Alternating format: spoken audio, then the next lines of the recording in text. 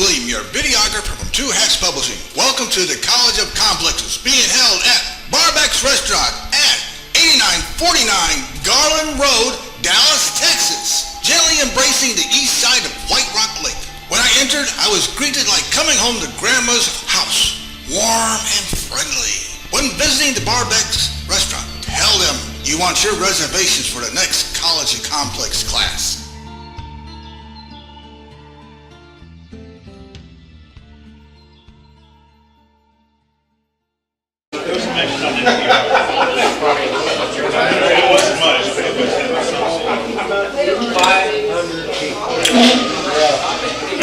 Well, good evening, everyone.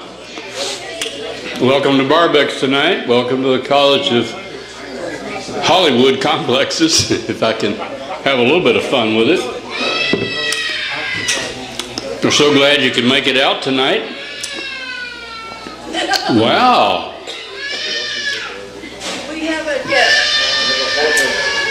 Have a little background music to do our program too. The speaker will just drool over that. I bet he didn't have it this morning on Flagpole Hill.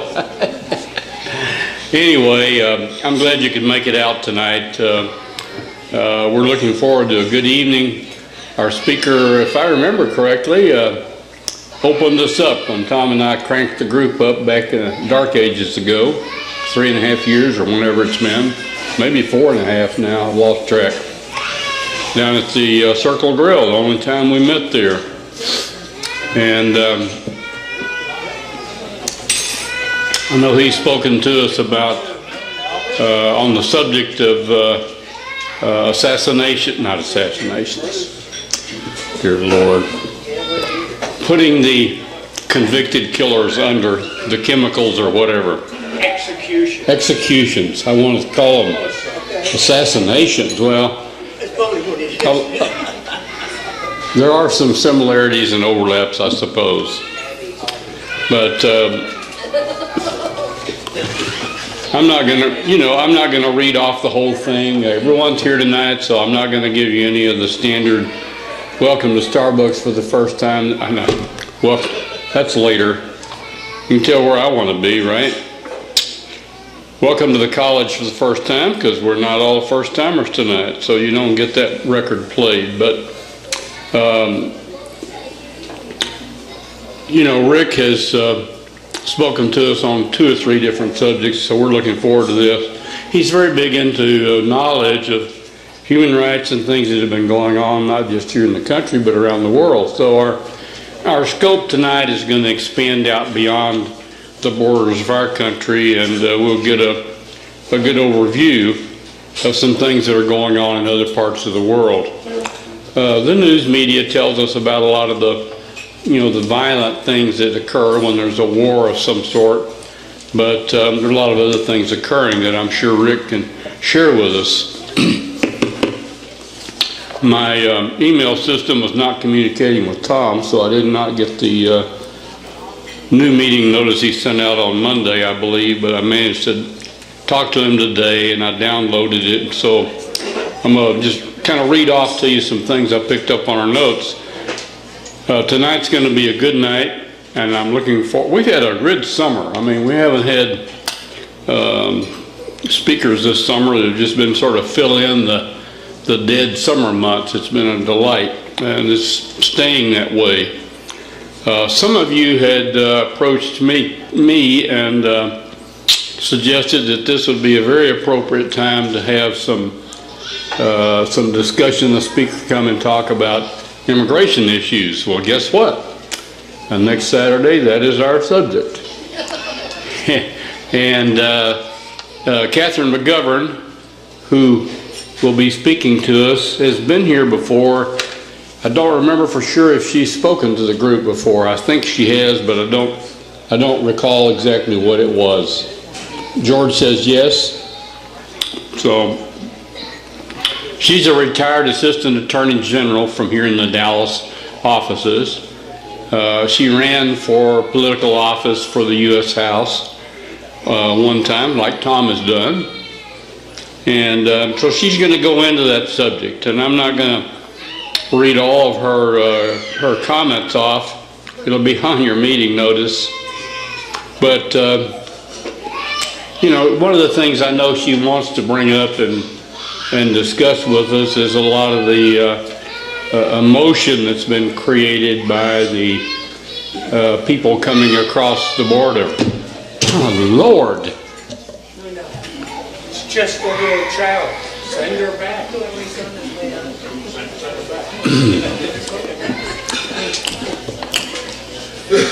Did it multiple times in our household. We've done it in the restaurant, but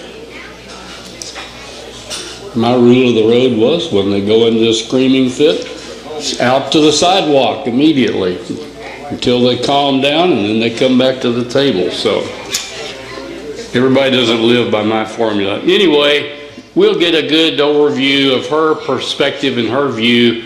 Hopefully it'll have some legal relevance, since she has been an assistant U.S. attorney, and we're looking forward to that coming next week. The following Saturday, the 16th, Calvin, I believe it could be Blewett or it could be Bluet if it's South Louisiana. B-L-U-I-E-T-T. He's an adjunct government professor out at Clear Valley College.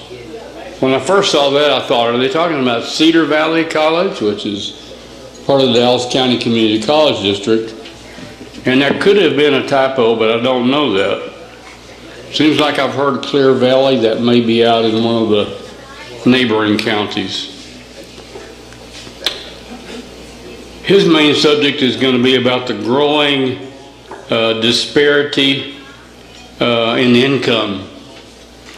And I would expect wealth in the United States as he perceives that occurring. And he's going to give us some of his, some of the information he's gathered about what's been happening in the top strata and what's been happening in the lower strata, and what he thinks that will be or is having on consumer spending, and the general quality of the current U.S. economy. And he does think that has some impact. He's also, thankfully, not just going to come and gripe about what he sees he perceives as going wrong, but he's going to give us 10 steps he thinks would be helpful for us as a country and an economy to implement that could help that situation improve in a way that would benefit people and help the economy to grow. So that'll leave us with, let's see, that's the 16th, 23rd, 30th. We'll have 2 more Saturdays in August. That just fries my brain tonight for some reason. And You've been to Colorado? yes. Well, after doing it 4 times at our house, I mean, I'm familiar with the sound, as I said, so that's all right. Dexter's here tonight. He's told me he has a couple of subjects he would like to talk to us about, so maybe he'll have one of those ready and up to go for one of those 2 final Saturdays in August. And we'll hope that occurs. And then on September 6th, which is the Saturday after, let's see, Labor Day is the first Monday. So I guess Monday would be that following. No. If Saturday is the 6th, 5, 4, 3, 2, 1. That's right. Labor Day, I guess, falls on September 1.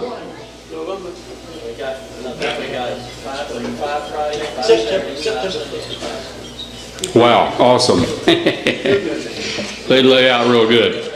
Anyway, a gentleman is going to come and talk about why he thinks organized religion is undeserving, excuse me, wrong word. Can't read tonight either. Deserving of the respect that it holds in society.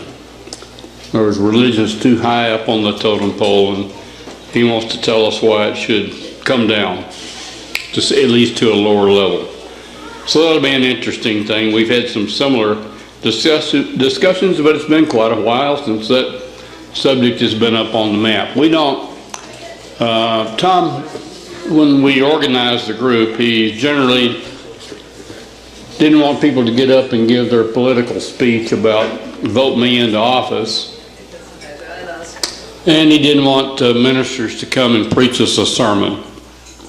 We really do have quite a diverse group of people here. We're not as diverse politically as we are religiously. People go to churches all over the map, and some don't. We have atheists and agnostics and mainstream Protestant Catholic backgrounds, all the way to conservative Bible church backgrounds. And so we're really all over the map from a religious standpoint. But we're a pretty tolerant group, so we can really have someone come and talk on the subject. And the occasions that it has happened, it's usually been interesting, and we haven't had any explosions in the audience saying, "How dare you speak against my religious faith?" So anyway, that's our first meeting in September. That's a lot of lengthy announcements. If it had all been printed, I wouldn't have verbalized all that, but I know you'd be interested in those. I think all those presentations will be relevant to things we're interested in.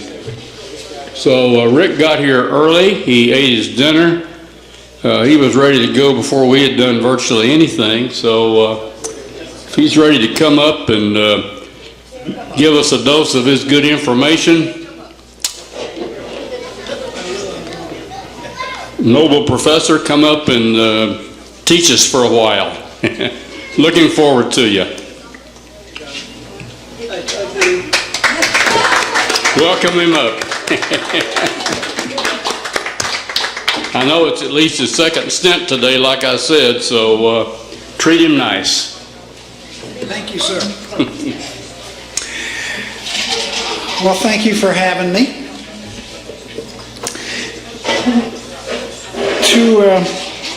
To speak about this subject, I'm not saying anything that you don't know. This is unhappy material. What my talk is about tonight can be lumped under the generic phrase bad human behavior. There are 206 countries as recognized by the UN in this world, and every single one of them, bar none, violates human rights.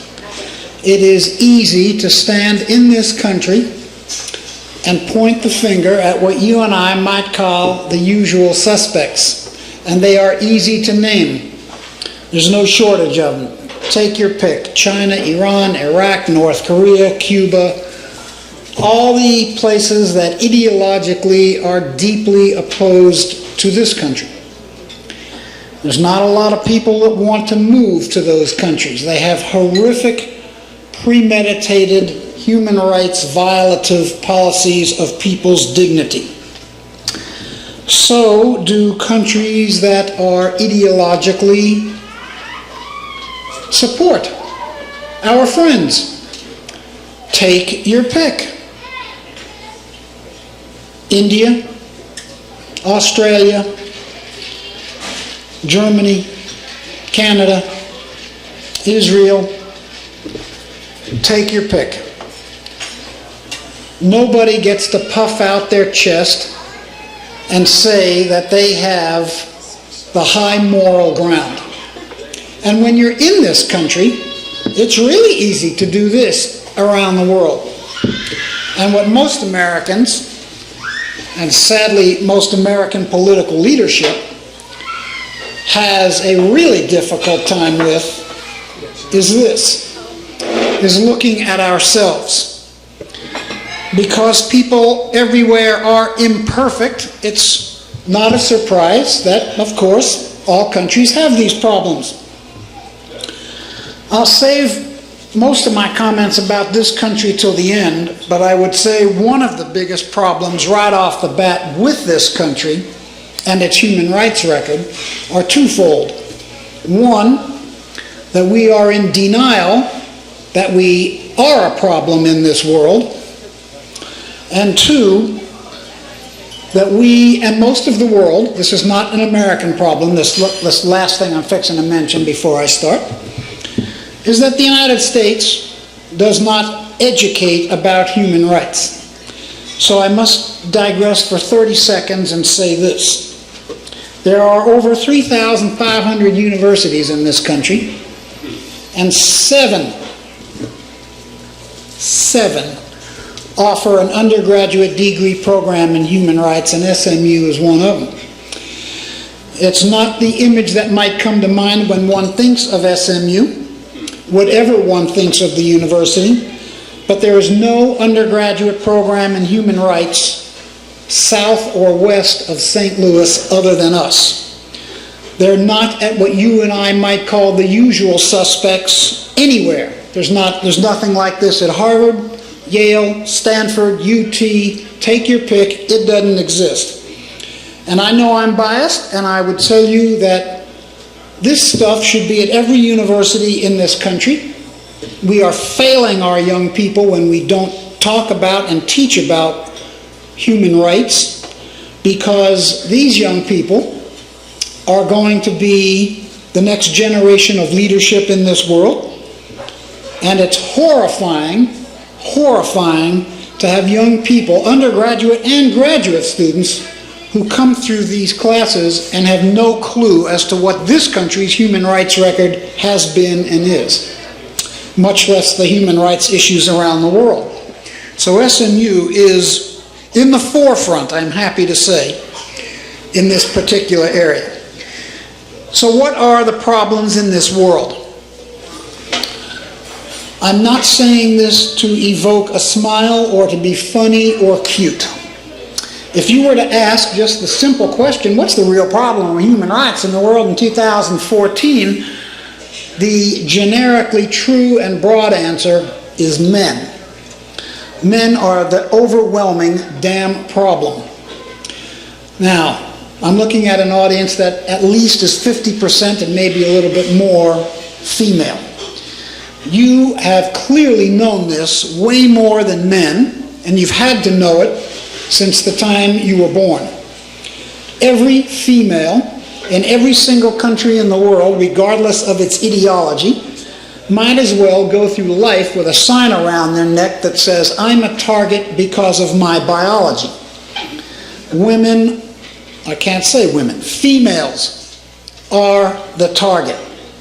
Now, to be sure, women commit human rights violations, and incredibly, most of the violations that women commit are against other women. But women as primary targets, it is numbing. So, just as an example, Syria. It was big news for months, and it has kind of been brushed off to the side with what has happened with the terrible flare-up in Israel, Gaza, Palestine, and the ISIS, the militants that have swept through half of Syria and northern Iraq.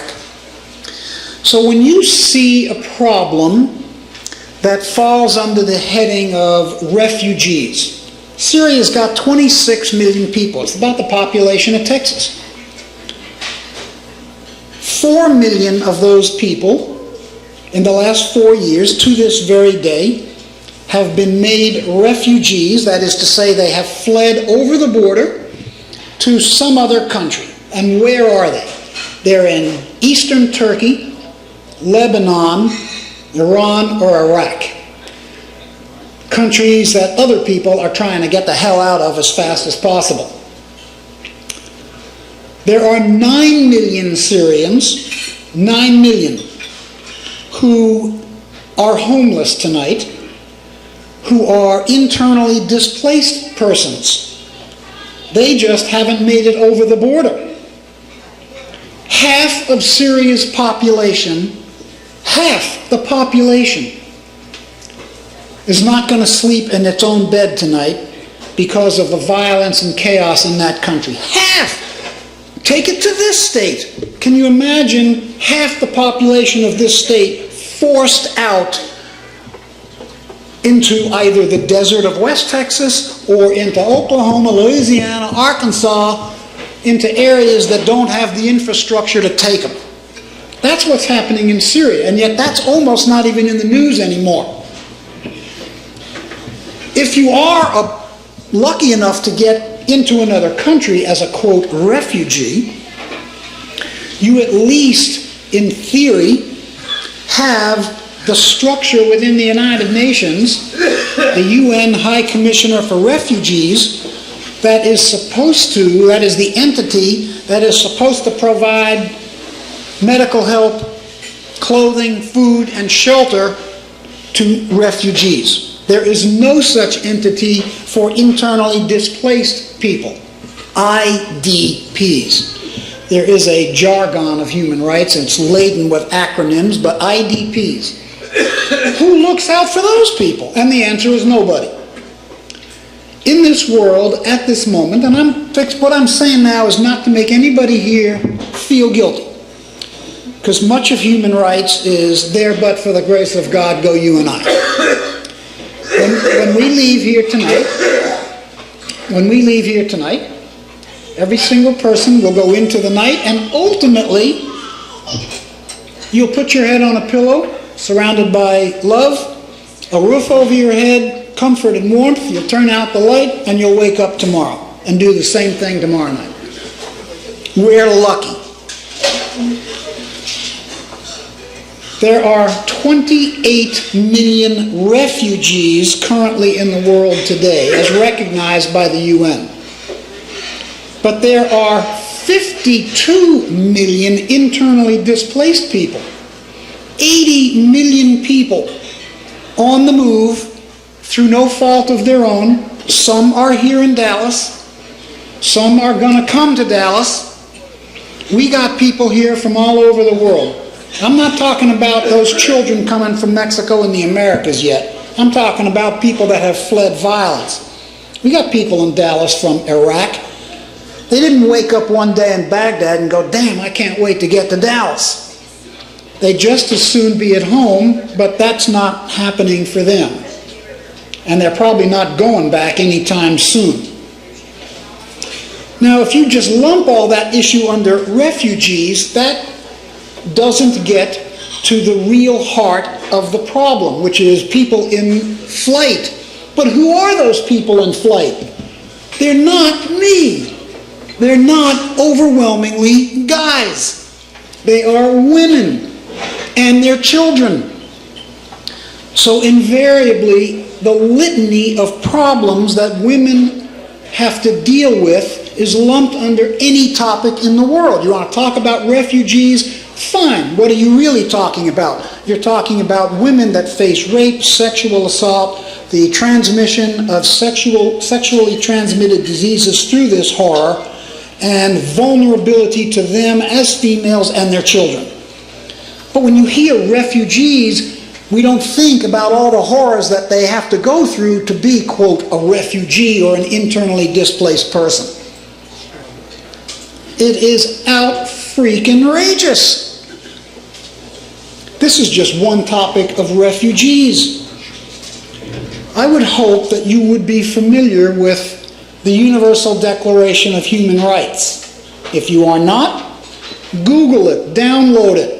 If you want to know what your rights are as a human being, look at the UDHR. 30 articles. They're the basic rights of every single person in this world, bar none. What are some of your rights? The right to have a nationality, the right to a language, the right to culture, the right to an education, the right to food, clothing, and shelter, the right to a religion, the right not to have a religion, the right to flee violence.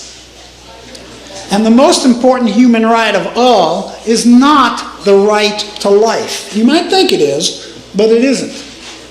More basic than the right to life is the right to life with dignity. And that is a far cry from the right to life. So children that have to dig through garbage dumps to survive, or sell themselves for sex to survive, this is not the right to life, and it is clearly not the right to life with dignity. What is happening in this world? People's culture being destroyed in Iraq and Syria because they don't have the good luck to be Sunnis. Bad news for them, they're merely Shias. Pick a faith. It violates human rights, it is a target of human rights. Christianity, Buddhism, Judaism, Hinduism, Islam. All religion is supposed to be talking about faith, love, God, mercy, compassion. But that's not the world we live in. You have militant Buddhists. I can't think of anything that's as oxymoron as that phrase, militant Buddhists running around Myanmar or Burma attacking Muslims. Muslims attacking Muslims. Muslims attacking themselves in numerous countries in the world. Christians, Jews, atheists. You want to convert from a certain faith to another faith, it can get you killed. You want to be a Baha'i and practice your faith in Iran, it's a death sentence. So you look at these newspapers. I just picked up some yesterday and today. I'm sorry I left others in my office that had different headlines in them, but this was an editorial in the New York Times today. Journalists in Iran going to jail. I don't know if anybody here is in the profession of the media. This doesn't look like much. It isn't. It's a pen. Last year, 155 journalists were killed for merely wanting to write the truth about the country in which they lived. Where were most of the journalists in the world killed? They were not killed in Russia. They were not killed in Uzbekistan or halfway around the world. More than half the journalists who were killed last year in this world for trying to report the truth were killed in Mexico and Colombia. Our neighbor and countries in the Americas trying to talk about a wide range of problems in those countries. You might have seen a few weeks ago the U.S. Holocaust Memorial Museum opened up its archives.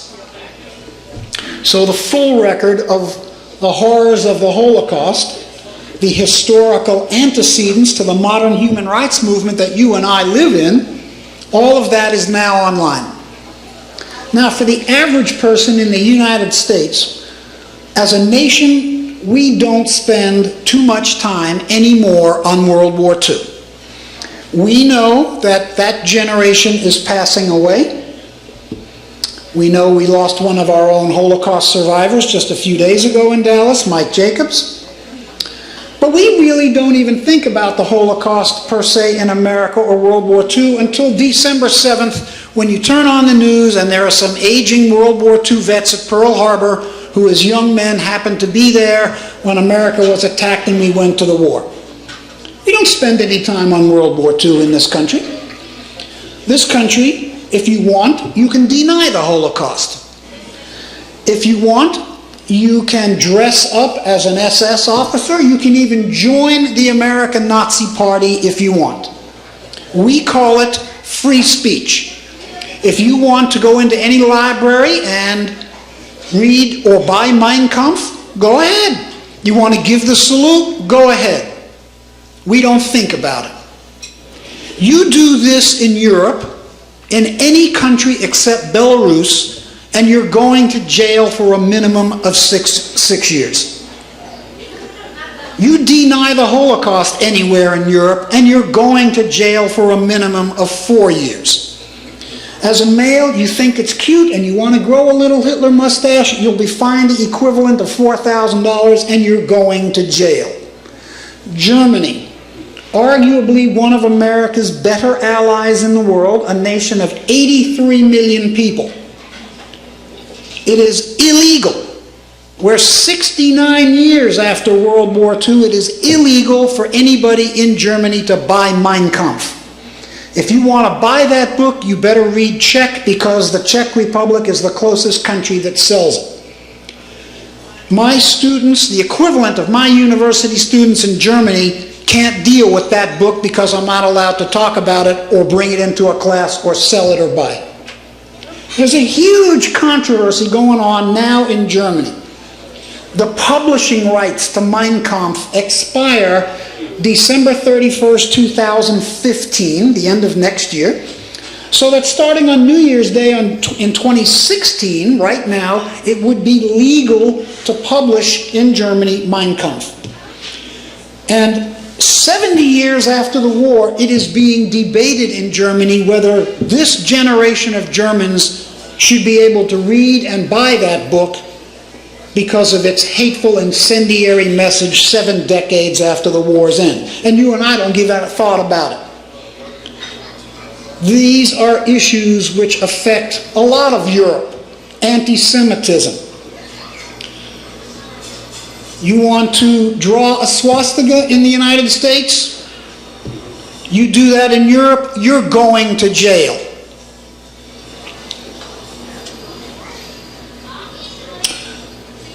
Going on virtually in this world right now is the largest and most profitable business, non-stop, 24 hours a day. It's called trafficking. Trafficking of drugs, trafficking of weapons, trafficking of human beings. Take your pick. This is not just some problem over in Nepal where 4-year-old and 8-year-old girls are put into the sex trade. This happens in the United States. 50,000 women a year are trafficked into and through the United States. Many of these women come from Eastern Europe. Where do they end up? They end up in large urban cities in the Midwest, Pittsburgh, Cleveland, Cincinnati, Detroit, and others, where there are large Eastern European populations, and they become an underclass in those cities. You hear and I hear in Texas all the time, our border is being overrun. We got people coming over across the border. We're not being overrun. We clearly got a human rights problem with some people coming here illegally, meaning people who are trafficked. It is unbelievable, this issue. Here's an issue that I am sure no one has heard of, and if you have, then correct me. But I'm just going to work on the assumption no one has heard of this issue. It deals with one of America's leading friends in Asia, that is Thailand. Now, Thailand has Asia's leading sex industry. And they have young females in there, in that industry, teenagers and sub-teenagers, single-digit age girls. What most people don't know is that the Thai sex industry has an agreement with the Burmese military junta running Burma, or Myanmar. One of Thailand's most profitable products is teak wood. And where do they get this? They get this from the heavy forest industry of Western Burma. For decades, the Burmese military has let the Thai military come into Western Burma to deforest portions of that country for the teak wood industry. Many of the indigenous people in that area of Western Myanmar are known as the Karen. It's like the female name Karen, but it's pronounced Karen, K-A-R-E-N. And those young women are forced into the Thai sex industry against their will as indigenous females. The Thai sex industry tests its females for HIV every 2 weeks because they want customers to keep coming to it.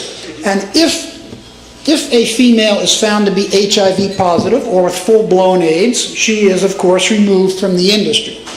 But if she happens to be a Karen female, Burmese, she is taken back to the border, given to the Burmese military, injected with cyanide, and killed. Now, I dare say none of you have heard of this, have you? No. This has been going on for years, for decades. So it leads one to ask, where the hell is the outrage? How is it that we're talking about the Democratic Republic of the Congo? 15,000 women a month. A month. I'll say it one more time. A month are sexually attacked and assaulted and raped in the Congo. 5 million people have been killed in the DRC since 1983. It's the deadliest conflict in the world for the last 30 years. It's like wiping out Houston. What's 5 million people? It's Houston. If you have a cell phone on you, and I dare say, I'm sure all of you do, or most of you do, you're carrying around a piece of the Congo in your cell phone. You are carrying genocide as a product in your wallet, in your pocket, in your purse.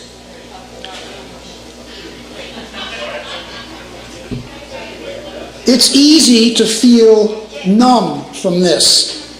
You see the same headlines that I do every day, especially recently about the Middle East. Take your pick. Pick a country. Which country do you want to talk about with a horrific human rights record? Because they all have them. Every single one. From our friends in Israel to our neutral people in Yemen to our ideological opponents in Iraq or Iran. What are we talking about? Child brides.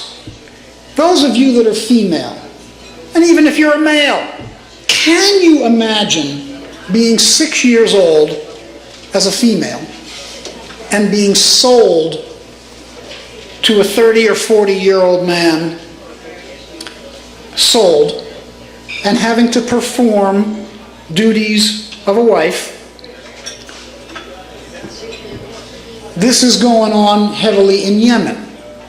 There's a major trial going on in Yemen right now. The young lady happens to be 14. She was sold as a young girl of 8. She had a child at 11. And she killed her husband when she was 13. And she's now facing a death sentence in Yemen at the age of 14. Now, you and I can shake our heads, but this is not an aberration. This is not an aberration. Yemen is one of the few countries in the world which kills juveniles. And if in fact she is to be killed, she'll be stoned to death. Acid attacks. This goes on a lot by women against women in India, Nepal, Bangladesh. Literally. Has anybody been to any of those countries? You have large vats of acid on the streets used primarily to clean fruit. Sulfuric acid. So can anybody imagine when a female wants to rid her rival for a suitor of throwing acid in her face to destroy her face, make her virtually unrecognizable? To its credit, the British Medical Association, when these women are attacked, and it is against the law to do it, but it's done all the time, you have communities of East Asian women living in London as Bangladeshis, Bengalis, Nepalese, Pakistanis, whose faces have been destroyed, and they live in a guarded community amongst themselves. At least they have a life. Jordan. We have 22 women in Jordan, currently in Amman, who are living, that's a wrong word, they are existing in a prison in Amman, Jordan. Why? They were all attacked by males in their own family as honor killings, although these women survived. They were attacked, shot, stabbed, mostly shot, by their brothers, their fathers, their cousins, their uncles, men who viewed what they did, i.e. going out in public without a male, or accused of having sex outside of marriage, to disgrace the family and to kill these women, or attempt to kill them.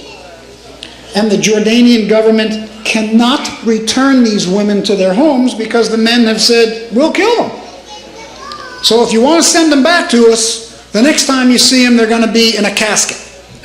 There's no country in the world that takes these women, so these 22 are currently living or existing behind prison walls through no fault of their own in Amman, Jordan. But this isn't a big news story because of all the other major politics of crimes around the world. Sudan, South Sudan. 20 years ago this year, we had Rwanda. Everybody here remembers it.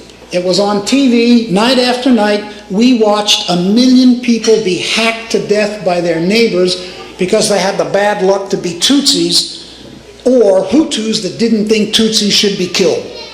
From April 6th to July 7th, 1994. 20 years ago, last month, we commemorated the end of the genocide.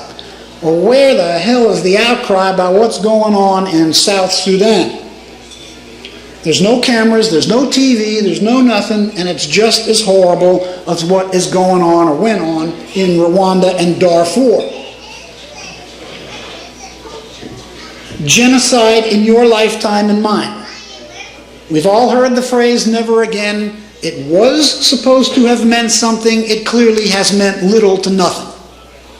Just since the end of the Holocaust, take your pick. Genocide in Indonesia in the 60s,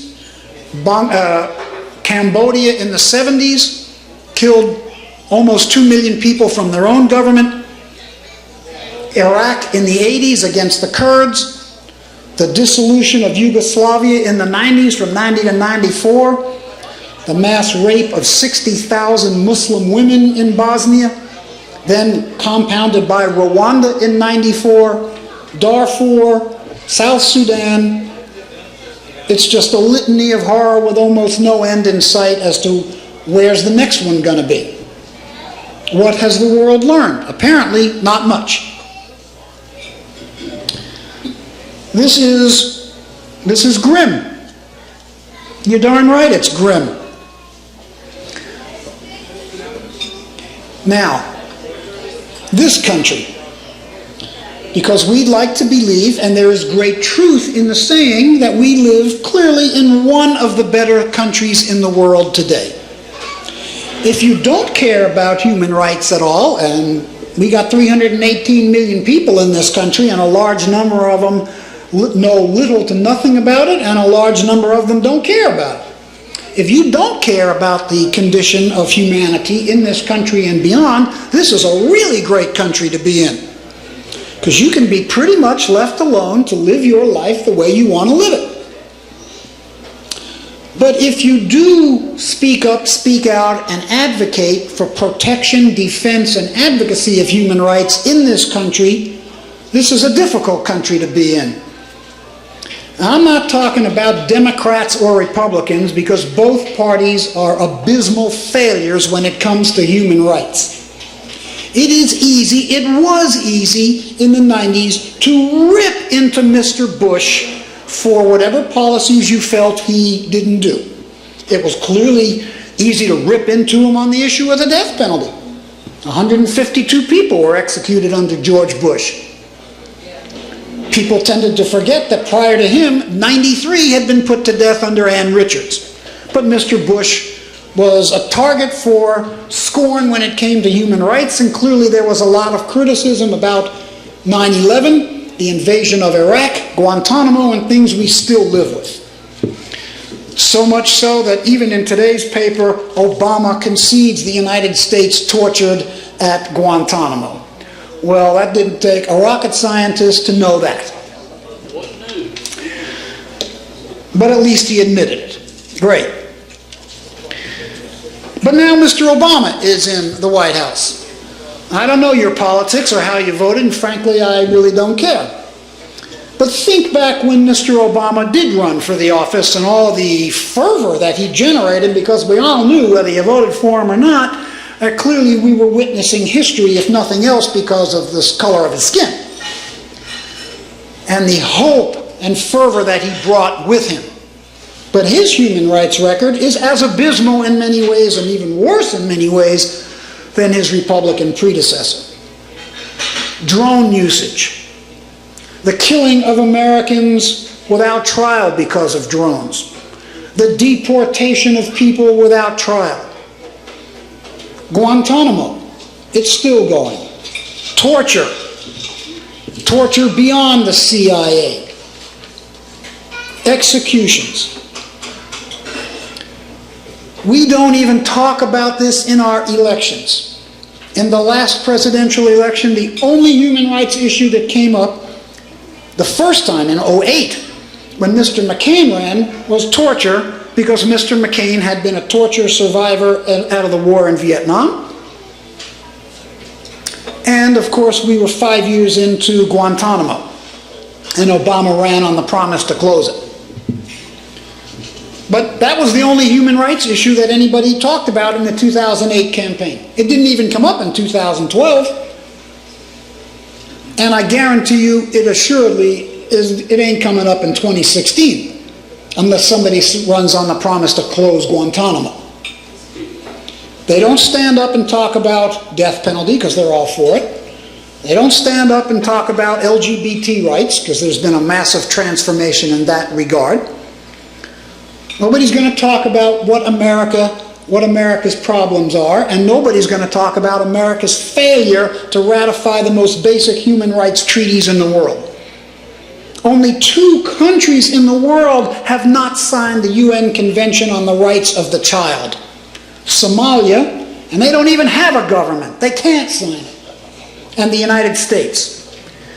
You hear the same politicians that I hear paying lip service to audiences bragging about how this country is all about family values.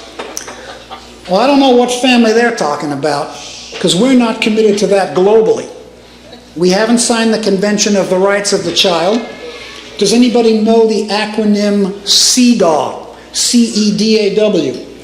The Convention for the Elimination of Discrimination Against Women. We haven't signed that. We haven't signed the Landmine Treaty. We haven't signed the Kyoto Accords. The world is moving in a certain direction towards human rights. And this country, arguably a leader of the free world, is nowhere to be found in that leadership of the advancement of human rights in this world. Countries look at us and rip into us for the hypocrisy of our own human rights record.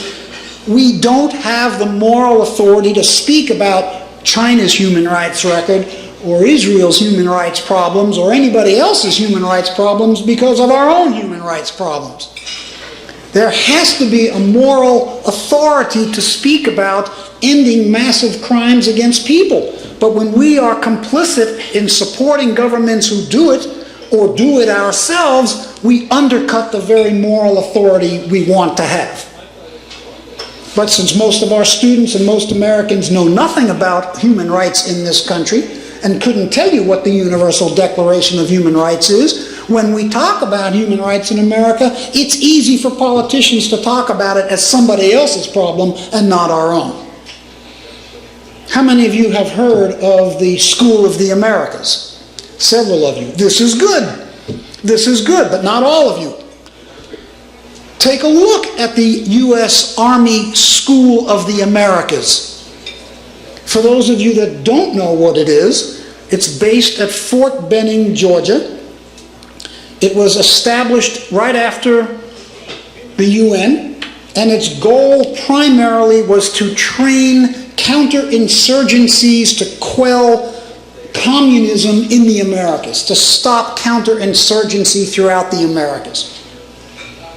But it has been complicit in the worst crimes in the Americas. All of those people who commit these crimes in El Salvador, Guatemala, Honduras, Panama, Chile, Argentina, Brazil, Uruguay, pick a country, Mexico, have been trained at your tax dollar expense and mine at the U.S. Army School of the Americas. Has anybody here heard of El Mazote? It is the worst crime in the Americas. 1,000 people were murdered in one day in El Salvador in the wars there in the 1980s. An entire village wiped out by the El Salvadoran government. You are educated, intelligent people, and 2 hands went up. 2 hands in this room. El Mazote.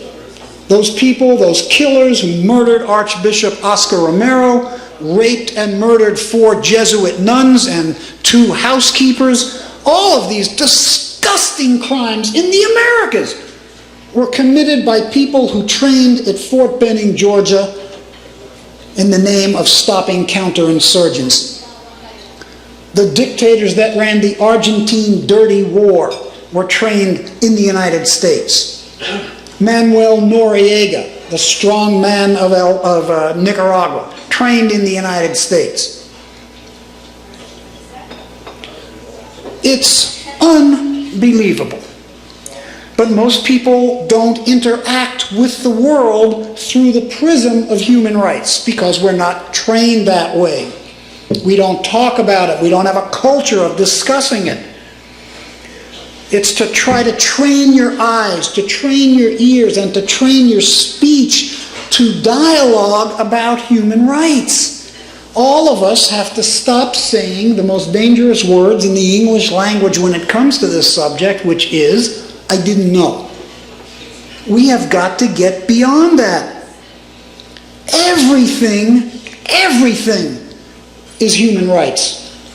I'm going to get ready to stop and take whatever questions and comments you have, but I will say this. You cannot name anything which isn't linked to human rights. You cannot do it. Because as soon as you start talking to somebody, that's human rights.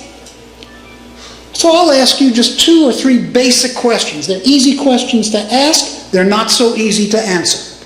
Because frequently they involve disturbing thoughts about who we are. Do you as individuals think that you should be entitled to every single one of your inalienable basic human rights because of who you are? And I would dare say all of you would say, you're darn right. So would I. Good. Do you think other people in the world who don't look like you, don't sound like you, don't pray to your God, who have a completely different ideology, do you think they should be entitled to their basic human rights because of who they are? And if you say yes, good. But not everybody says yes to that question. There is no phrase in human rights that says, I'm all for human rights except. There's no except. We either believe in the fundamental truth of human rights that all people are entitled to all rights at all times, regardless of who they are, what they said, or what they did, or we don't, and we find some reason to justify denying why those people shouldn't have the same rights that you and I have, and then we're on the slippery slope to crime, genocide, extermination, labeling people as whatever. They're just Muslim. They're just Jews. They're just gay. They're just... As long as you put a label, as soon as you put a label on somebody, you are on the slope to a nightmare. The fundamental truth in human rights is the motto of our human rights program, and this is where I'm stopping. There is no such thing as a lesser person. There isn't. We have to do a better job of committing ourselves and our hearts to speaking up for those without a voice and who are under assault in our society here and around the world. We are one world, and it doesn't matter who we are. An attack upon somebody somewhere for who they are is an attack on all of us. Thanks very much.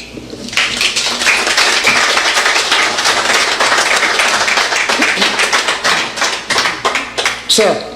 He's going to give me a microphone. Okay. So you might be able to hear me.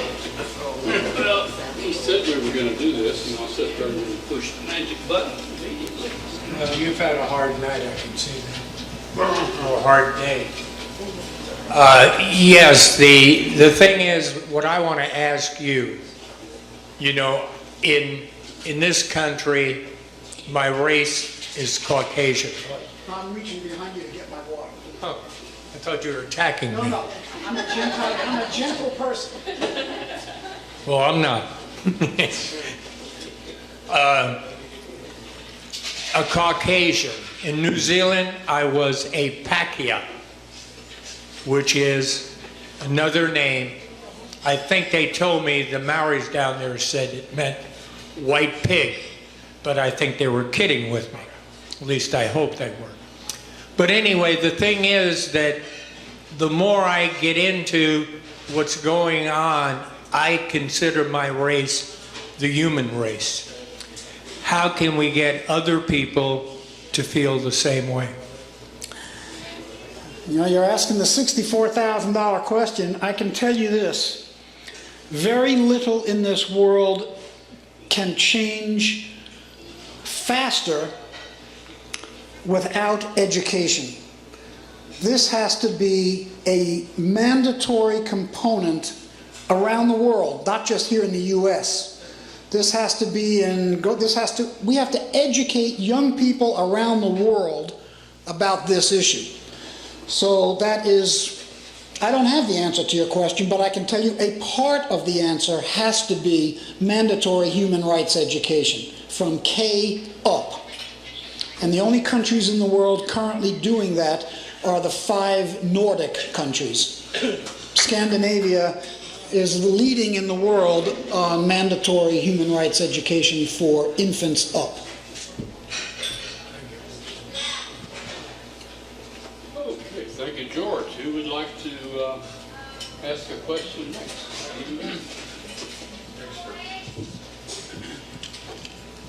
Yeah, Rick, I think at the beginning you said it was primarily a male problem. And I was thinking, and I thought about this before, and I even brought it up in a college discussion one time and almost got killed. All men in the world could be castrated, right? We could eliminate testosterone in the planet, and that would be might be a radical solution, but do you think that that's what it is in us males that contributes so definitively to our abuse of other men and women and so forth? I don't want to blame it on that. It might be a part of it, but I think a lot of it is cultural. Men all over the world.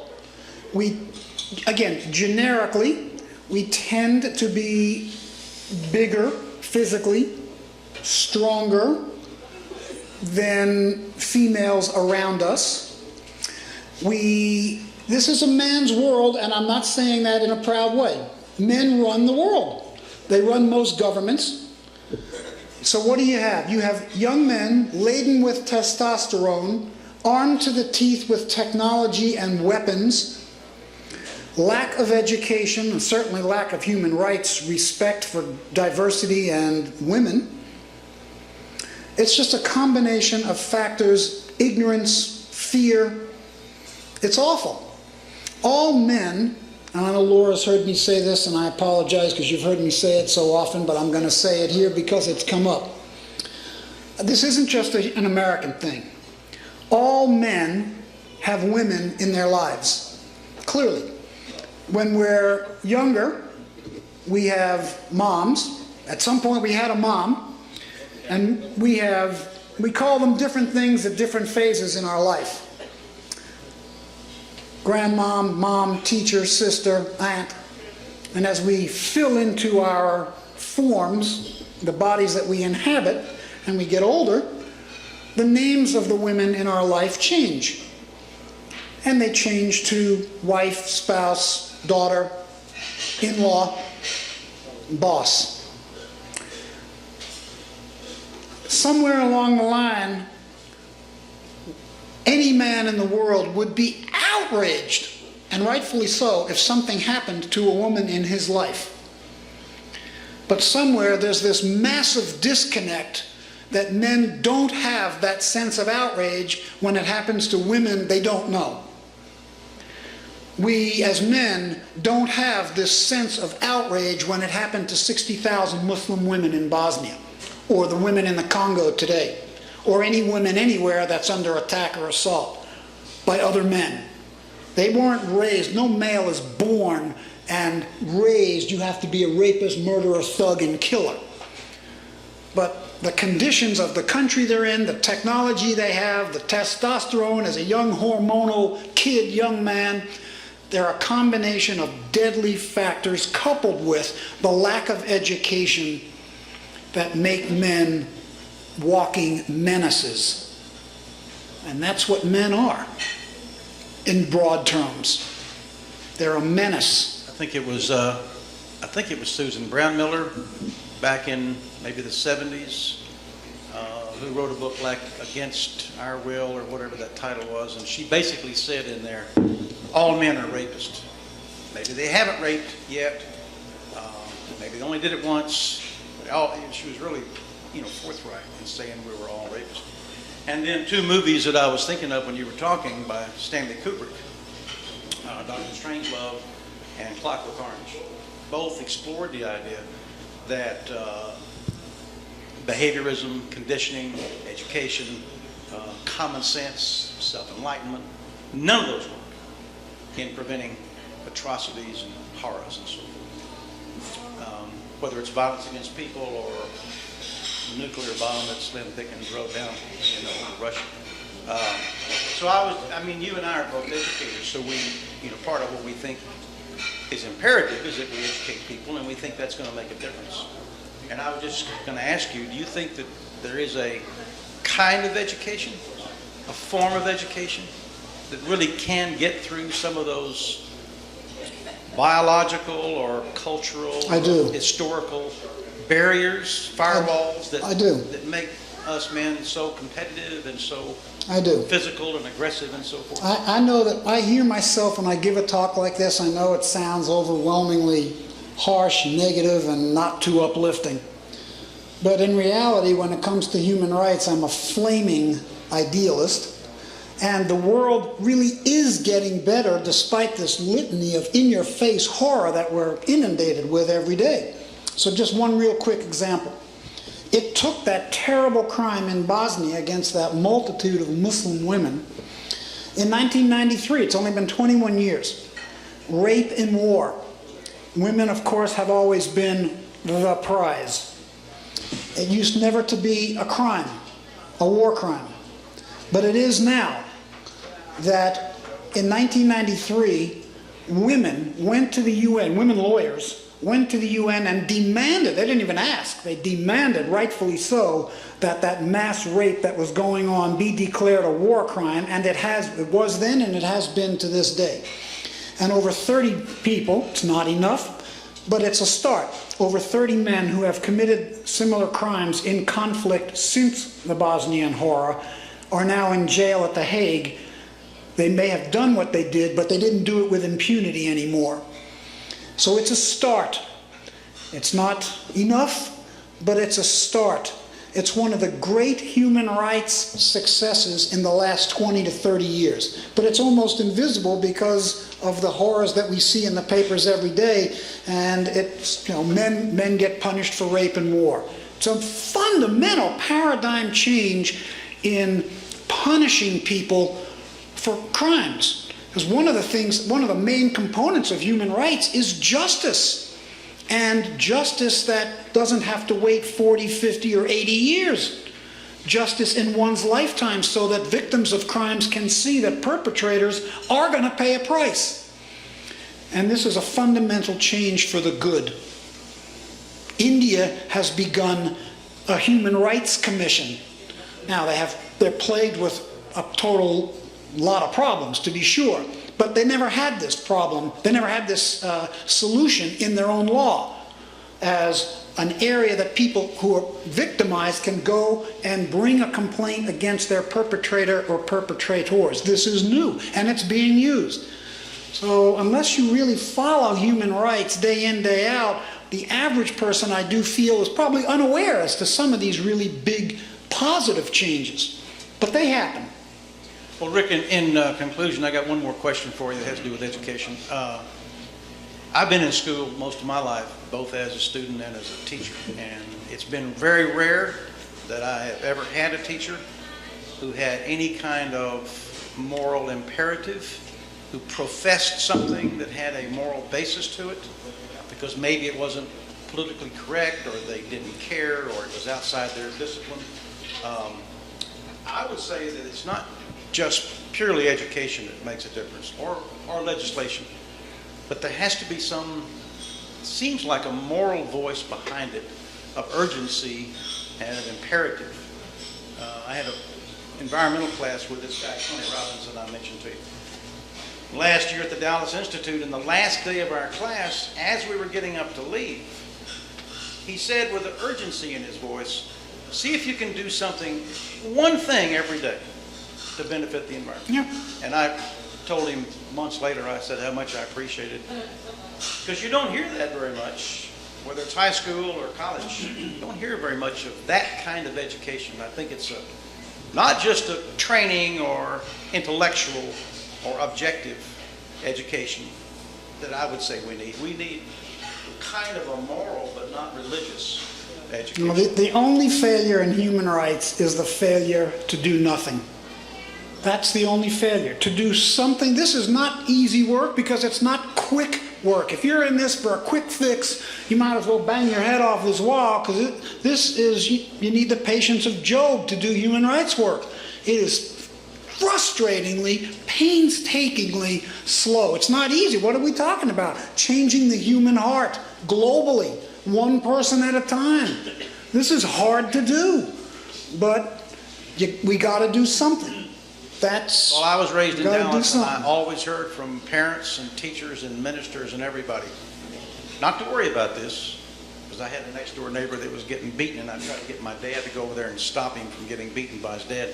And my dad said, no, it's a family thing. We can't, if he beats his wife up or kills his dog, I mean, we can't do anything about that. So I think you're right. I think some of this has changed, for the better. But I've always heard that one person can't do anything. Have you heard that? I've heard it my whole life, and I've rejected it my whole life. Yeah. I'm a child of the 60s coming out. I know what one person can do. If one person puts one's mind to an issue, I know great change is possible, because to me, human rights is a family. We all have a biological family, and we got a human family that most people in this world are good. They want the same things that you and I want. They want to be left alone, live in peace, have a family, have people that they love and love them, raise their kids, and try to live a life with dignity. That's what most people want. People are more common than they are uncommon, in my opinion. But we got a lot of work to do. The human heart needs Would a you lot of help. include animals and plants as we're having rights that we also Animals have should rights. respect for? The environment, you have a right to a healthy environment, and all the environment with its plants and everything in it. You're darn right. This is Mother Earth. Call it what you want. This is the only planet that sustains us, that we live with, trying not to rip into the earth. People under attack in this world are environmental defenders, from the Amazon to the Yukon. Everywhere, environmental defenders are under attack, physically. I would urge you, if I can put this on your calendar, November 13th. November 12th. Wednesday, November 12th. The Embrey Human Rights Program is giving, we're holding our first, it's called Triumph of the Spirit Award. And we're giving an award to two individuals. This is for the human rights community in Dallas. We're honoring somebody local. I'm not at liberty to say the name yet. That press release will go out in, I think, 2 weeks. Somebody local who's done human rights work here in the community. And we're honoring somebody from around the world who has labored and toiled at great peril to themselves and their family. And we are going to try to bring human rights to the community here in Dallas with this award. It's the first one. We're going to do it every other year, but it's going to be Wednesday, November 12th, and I urge you to come if you can. Email me, and I'll give you the particulars of, it's at SMU. It's at the Humphrey Lee Ballroom at SMU, but I can give you the details. Just email me, and I'll give you my phone number, or call me. If you're writing it down, my number... This is William, your videographer. I have blanked the phone number, but if you want this phone number published, it will be in the description below this video. Leave me a voicemail if I'm not there. Tell me you heard this, remind me, and I'll give you the particulars.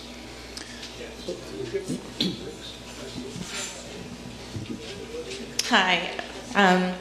I sing with a chorus that does some outreach with a lot of places where women go after they've been attacked by their spouses, and sometimes I'm quite amazed at the number of women who are killed by their family members. Even in Texas, there are hundreds a month, thousands a year, just in Texas. Women being killed by mostly their spouses, sometimes their fathers, sometimes other family members. But one of my questions to you is, statistically, is that about the same as it is in other countries, or does it seem to be more of that happening, or is it less, or compared to?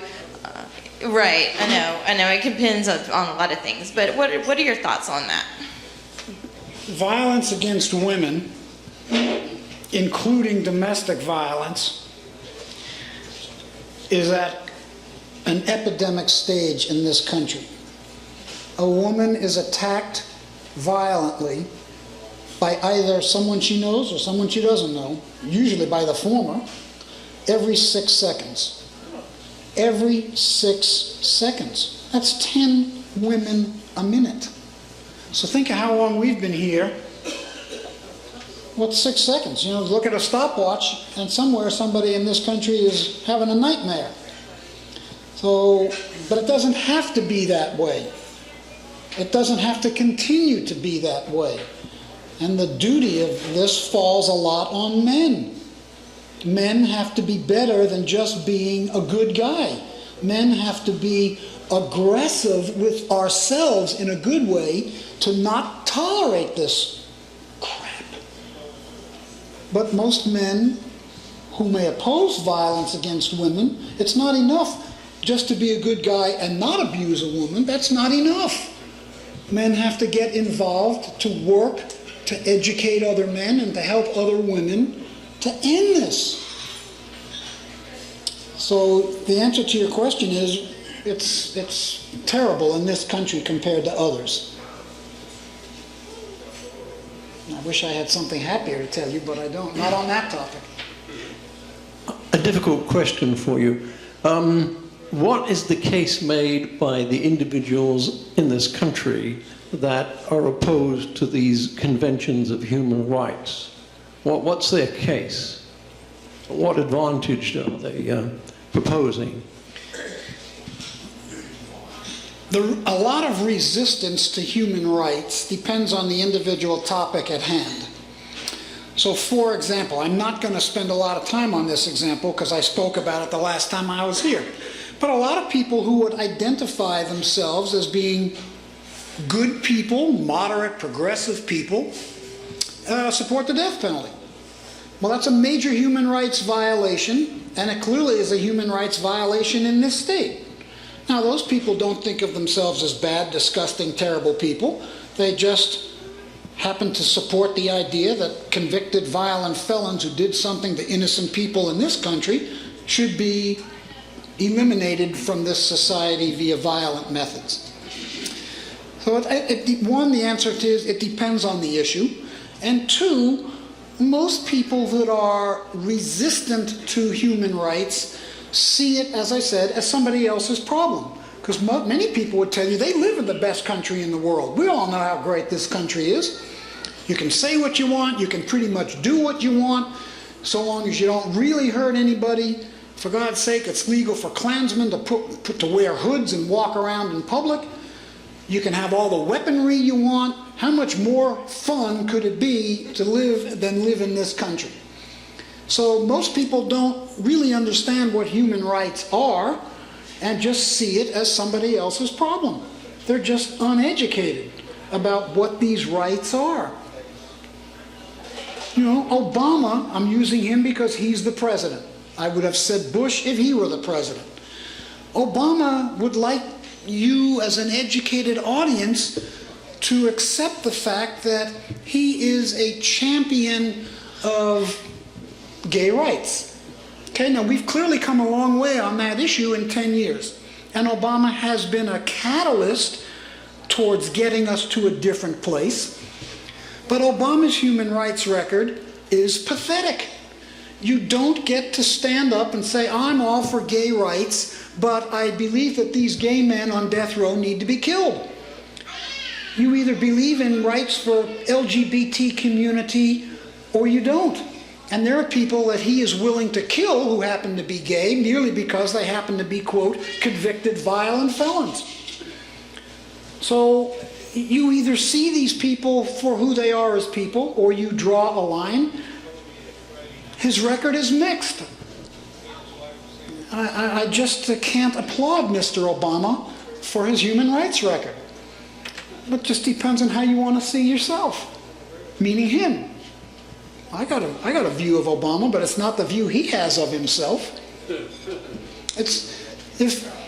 And again, I'll say this and stop on this issue. You're all getting ready for a 2014 election and a 2016 election. So here's a question for you. For most people who think about these things, what is this stuff for you? Is it an issue to be considered among the totality of the person you want to vote for? Is it just one of several issues that would help you make up your mind to vote or not vote for a person? Or is it the issue? Is it the centrality of somebody's belief that would lend you to vote for somebody?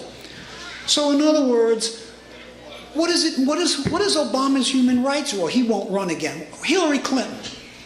I don't know who the Republican quantity be. I don't even know if it'll be Hillary Clinton. But take Hillary Clinton and I don't know, Rick Perry. Take whoever you want.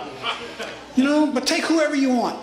Hillary Clinton will generate a lot of fervor as a female running for the highest office in the land. Her human rights record is abysmal. I hate to disappoint you if you can't wait to vote for a female. I'd like to vote for a female. I'd like to vote for a human being that supported human rights. So what does this issue mean for you? If human rights is central to how you view a candidate, you'd be hard-pressed to vote for either of the two major parties because their human rights records are abysmal. But if it is merely an issue for you, well, then you can vote and not lose sleep over it. And you can forgive that person for his or her shortcomings. I'm urging you to make it a central pillar of your candidacy, whether to vote for somebody, and not just a peripheral issue. But that's just my own prejudice. Please. Wait for the mic to come there. So we pick you up on the recording. You've talked about some truly horrific things. Sorry. Yes. And is this working? Yes. Can you guys hear me? Okay. Okay. Is that better? But in the United States of America, I think that one way that we can measure or gauge the centrality of a candidate's soul, as you were, is how they treat women and how they treat children, okay? And I have to say that Hillary Clinton has done a lot. Yes, she has. For children and for women. Yes, she has. And for old folks, you know, and those are the elderly, well, seniors, whatever, you know, and I'm one of them. So, you know, I'm 60s myself. Yeah, you know, I think we can look at how they treat women and children and the seniors in our society, and that will become very obvious where we stand. I'm not saying she's the walking embodiment of Satan. You know, she's a human being, and she has good points on human rights, and she has others where her record could use some serious improvement. And I would like to see a candidate talk about human rights in the primaries, on the campaign trail, so you and I, as the general voting public, understand that this really means something to this person. That they really do think about the dignity and welfare of people all over the world, including in this country. And we just normally don't get candidates, male, female, Democrat, Republican, white, non-white, who speak in that parlance. They don't. They should talk about these issues, and it's incumbent on us as voters to demand that we know their record. But because we're so uneducated about it as a nation, we don't even raise the issues to make them speak about it. So the problem is our fault, not theirs. It's our fault.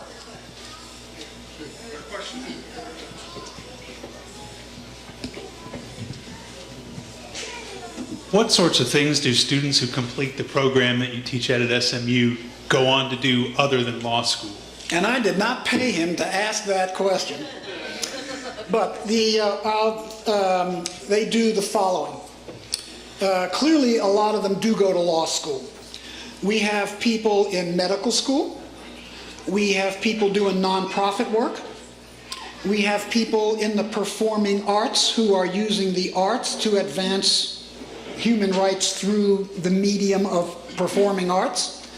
In the two cases I know that of my students, one has done it through film and one has done it through dance. I have students who are now in the field of journalism and broadcast journalism as TV news anchors in Las Vegas and writers. The real answer is they go to do their passion in whatever it is. Engineers, I have students that are working with Engineers Without Borders. Doctors Without Borders. It's really whatever their passion is beyond the law. And many go to Teach for America. Many of our students have gone on to the Peace Corps as a temporary step towards something beyond that when they come out. It's the full spectrum. It's the full spectrum, I'm happy to say. Social work. They are great young people with incredible fervor to hurry the hell up and get out of the undergrad experience to get into this world and start making a difference in this community and beyond. What are the other 6 programs? The other programs that started before us were Bard College, Trinity College in Connecticut, Columbia, the University of Dayton, then came SMU 5th, and since us, in the last 3 years, has been the University of Connecticut and Washington University in St. Louis. So 5 of the 7 are in Ohio, Connecticut, and New York. 1 in St. Louis and 1 here.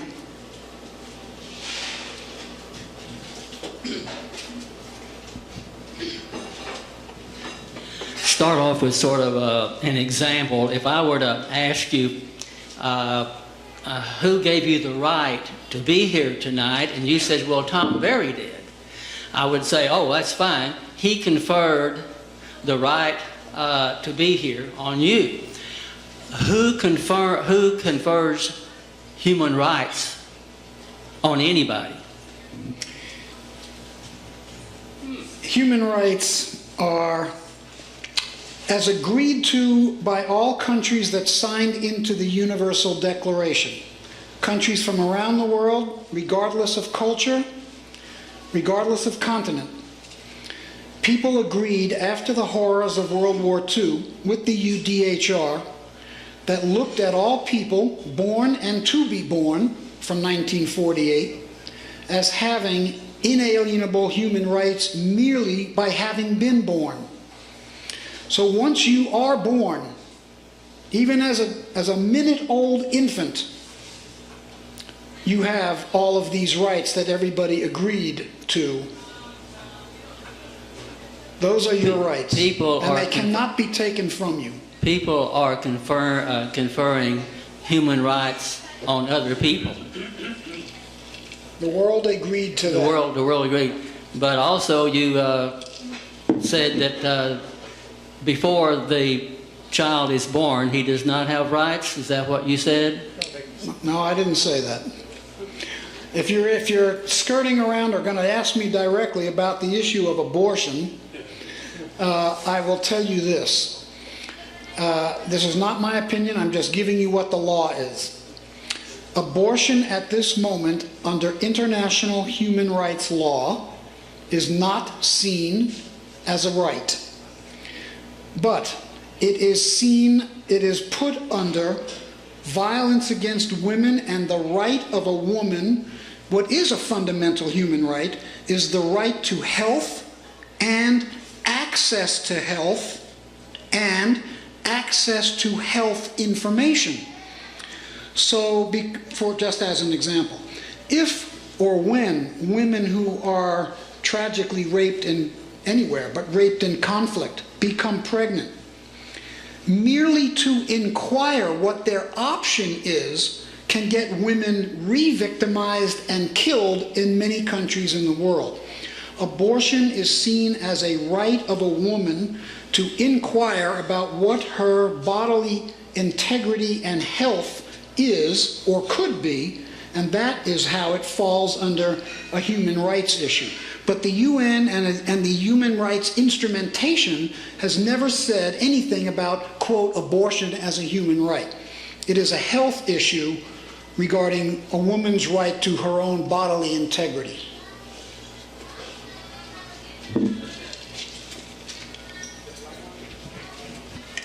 Thanks. Sure. Next up.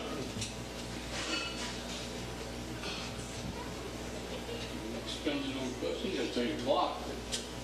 Before after, so let's call the questions quits. And thank you for having me. We're not finished, but have a seat. We're not through with you yet, cowboy. Good job. Thank you so much. Thank you. Thank you so much. Have a seat and take a little break. What we do here in this next step for a little while, maybe about 30 minutes, just depends on how long it runs, 20, 30 minutes. Any of you who have a comment to offer to the group tonight that could be a supplement to what our speaker said. It could be something to reinforce something he said. It could be in disagreement of something he has espoused tonight. We have room for all that, as long as it's not personal attack.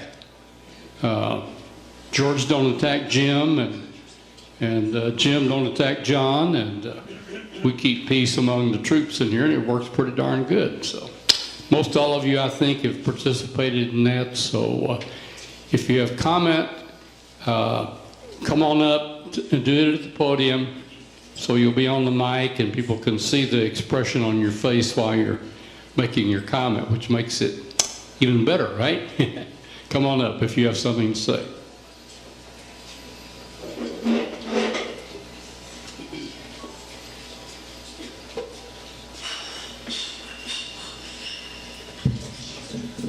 Rick, one of the things you mentioned that struck me kind of hard was the El Mazote. You know Hal Racinos, right? Yeah. He took me down to El Salvador in the, I guess it's been about 15 years, when he was still at American or Wesley up in D.C., before he got to SMU. And we visited the site at El Mazote, which was a little village, would you say 1,000 people more or less, out in the highlands of El Salvador. And there was, in case anybody wants to read about this, it really is one of the most kind of rivals the Negri's thing on Pinochet and Chile. But anyway, of that situation, the New York Times sent a writer named Danner, I think his name is, to El Mazote in El Salvador. And I think he went down there while this conflict was still going on, and he wrote a book. Originally, I guess it was articles in the New York Times. And then he put this book together, and it was called Massacre at El Mazote. And it's hard for me to actually talk about this very much because it was so powerful experience, because in that 3-day period of time when the El Salvadorians with the American CIA were out looking for communists, turning over every rock, they made a slight miscalculation, and they decided that the place that was harboring communists was El Mazote, which in fact was the only town that shunned the guerrillas. And so they made the big mistake of going to the one village that were their friends. And it took them 3 days, but they wiped out, they rounded up all the women between 8 and 80 and raped all the women. They put all the men in the church and set it on fire. They then set about killing anybody that was still alive. They then wiped out all the animals, all the pets, all the cows, the horses, the sheep, burned every structure, burned all the grass, knocked down all the trees. Scorched earth policy. And then left after, I think it took them 3, 4, 5 days, something like that. Well, one woman, and I can't remember her name right now. Do you remember the name of the woman? Yeah. She survived because it looked like she was dead after they shot her and raped her. And she was conscious enough, laying in a little ditch, to watch her 4 daughters be raped and killed. And as a barely alive, half-mad woman, she crawled down this ravine and was found by villagers, I guess a half a mile or whatever it was away, and was brought back to health. And so she was actually at El Mazote when we went. And what was the year that that happened? Was it 92 or Mazote? Was it early in the 80s, late 80s or something like that? I guess we were down there maybe in 98. Maybe this happened in 85 or 7 or 8 or something like that. But anyway, it'd been about 10 years. And that village stayed, you know, like a moonscape for about 10 years. And it slowly had begun to recover. And when we were down there, it had been between 10 and 15 years since this incident. It was being rebuilt, and there was a steel sculpture of people. Have you been to El Mazote? They had a steel sculpture, life-size and a little larger, of people holding hands with a few, you know, pets around. And this was the sculpture that was being erected there to honor the people's memory that had died. And it was just at the beginning of coming back to life, and they brought this woman out to talk to us.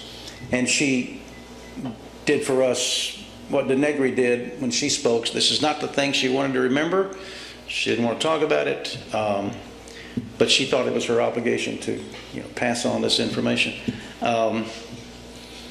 So I thought I would mention the fact that you can actually find this book by the author's name is Danner, and it's a chilling experience to read this book.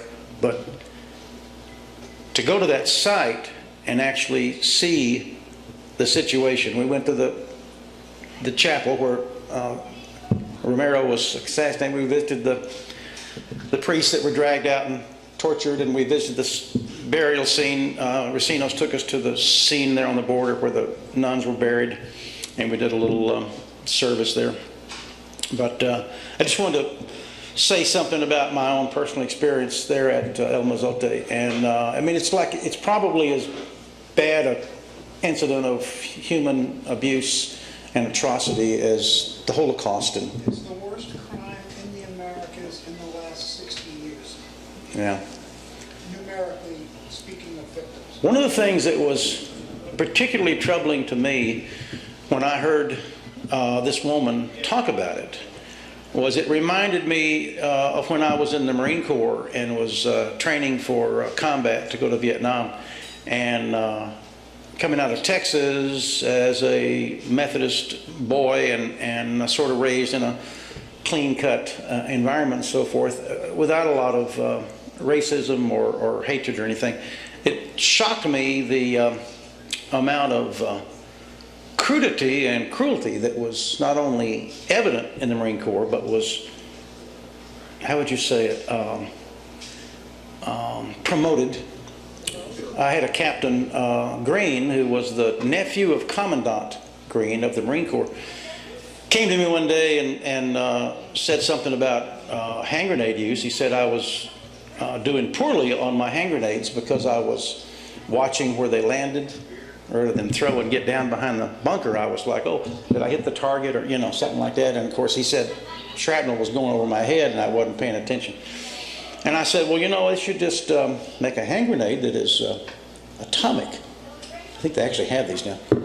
And I said, you could throw a hand grenade maybe 50 or 100 yards and it would be atomic, a tiny little atomic explosion, and it would just wipe out everything. It wouldn't injure anybody. It would kill everything, And this Captain Green, I'll never forget this, because this was shocking to me.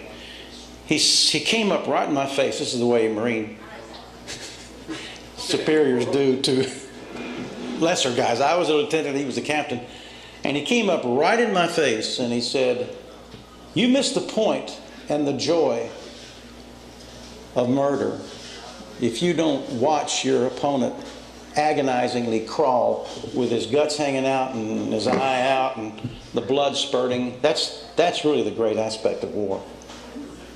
And I was like, now is he kidding? Is he exaggerating? And one night at a party, a major that had come back from Vietnam was telling us about guerrilla and counterinsurgency, and he said, we went into a village, and this is, I think, now sort of an example of almost a joke. But he said, we went into a village one night and we suspected there were communist sympathizers there. We decided that some of these people appreciated the Viet Cong, and so we decided we would cleanse this village of sympathizers. And we said, well, what'd you do? How'd you cleanse them? He said, well, we just killed everybody. And we saved them. It was just, the rich irony of being able to say, we saved everybody by killing everybody. Did not seem to register on his ironic meter.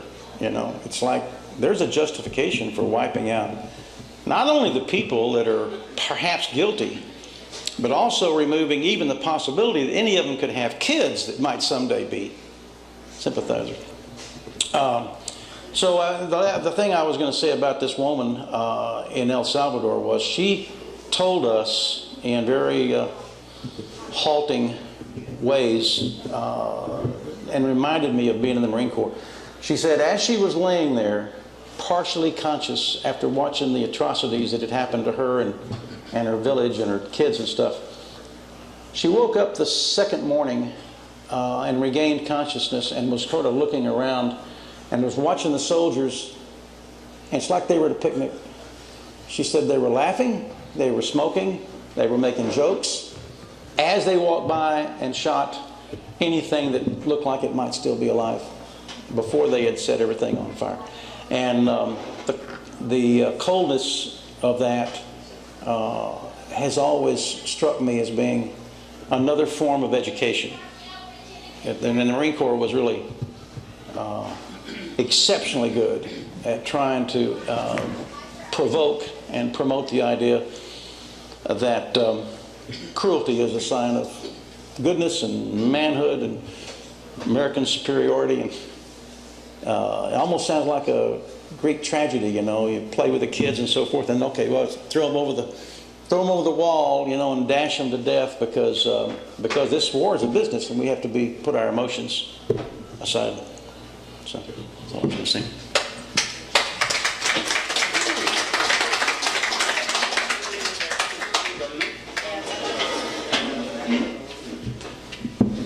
Thank you, Dexter, but you're still not going to play shortstop. Not if you're playing third, because then I've got to cover for both of us. Last Monday, I was waiting. I knew they were having an anti-children from El Salvador, Honduras, and Central America coming up, and I looked at my emails. I normally look at night at the moon. And if there's a bat sign, I'm ready to go. But I guess it was overcast that night. So anyway, I went down there. I didn't know anything was going on until I saw the noon news. And there at Dealey Plaza, in front of the book depository, was a whole bunch of people with professional type signs. It was almost like defense. But keep the kids out. Send them back. Clay Jenkins had mentioned that he was looking for a place to house the refugee kids. And I do consider them refugees and not invading this country with Ebola. But anyway, I went down there, and the lady that's coming to talk in a week or so, Catherine McGovern, I was amongst the tea partiers, the tea baggers, the ones that say they're patriots, and I think they're secessionalists. These type of people, and they asked me where the Lake Highlands Tea Party was. And I told them in no certain terms I could care less where they are. I said, maybe the ones with the "Don't Tread on Me" flags, they might be ones. And the ones screaming, "Keep the kids out." So anyway, Catherine McGovern's standing there with a sign, and I'm getting a little boisterous. She says, "I'm having a silent protest." And I said, "Catherine, I guess I'm in the wrong spot." So I walked across the street.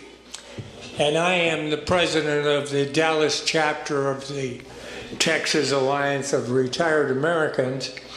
And there's two of my colleagues over there. Morris, an Orthodox Jew, Zen, an atheist, and myself. And I said, "Hi guys, what are we going to do?" And we are surrounded by these people. Surrounded. And he says, "Well, he makes great, on a piece of cardboard, great signs, Zen." One of the signs that I carried for Ted Cruz was, "Ted Cruz was a coke sucker." I wanted to carry that sign.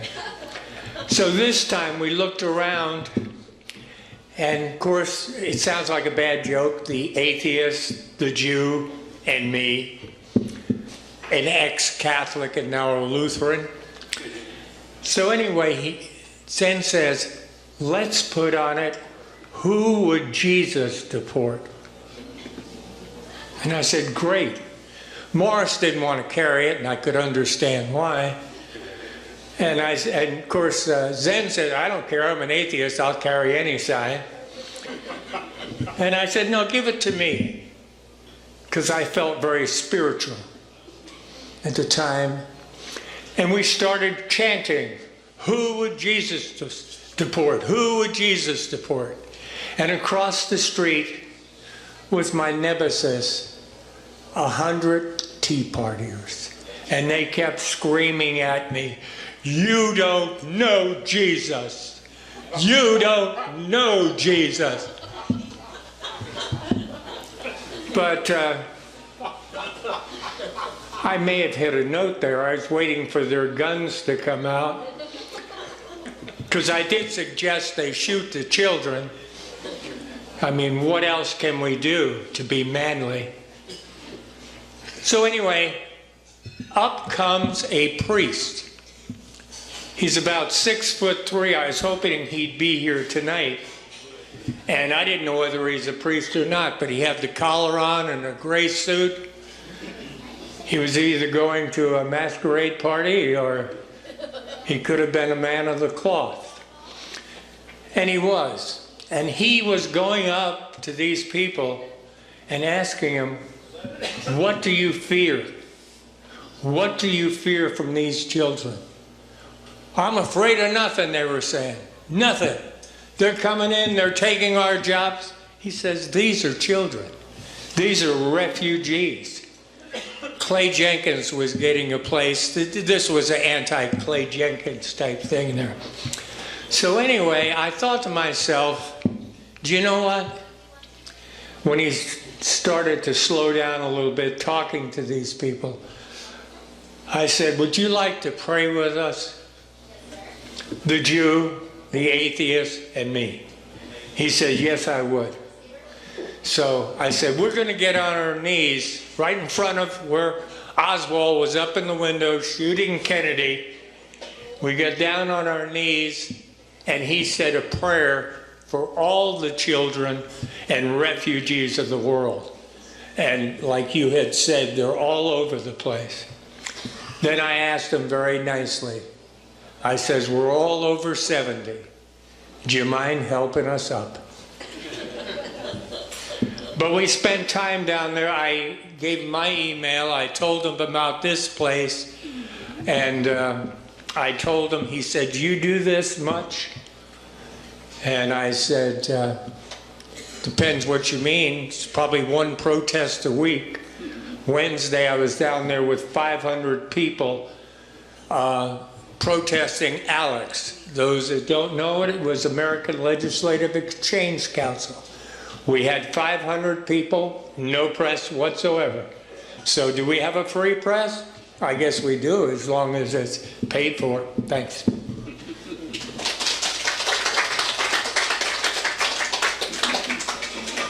I'll be real quick. One of the things I noticed that he didn't talk about that I just wanted to bring up was some of the appalling things that are happening in our judicial system here in the United States. Women are being raped and having children in prison in the U.S. Men are being put in, and women are being put in isolation chambers where they're there 23 hours a day, have no contact with any other people, and then when they go crazy and start acting out, they get added more time as punishment for their behavior. And there's lots of scientific evidence that shows that isolation can make you crazy. It can make you insane. They're cutting themselves, bleeding, torturing themselves in order to get some sort of human contact. Because they get pulled out of their room and they get to go to the hospital and they get taken care of.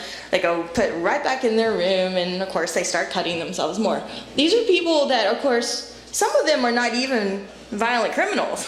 Like there was a Frontline talk about it, a Frontline thing on it, and there was this one guy that was in prison, for a bar brawl.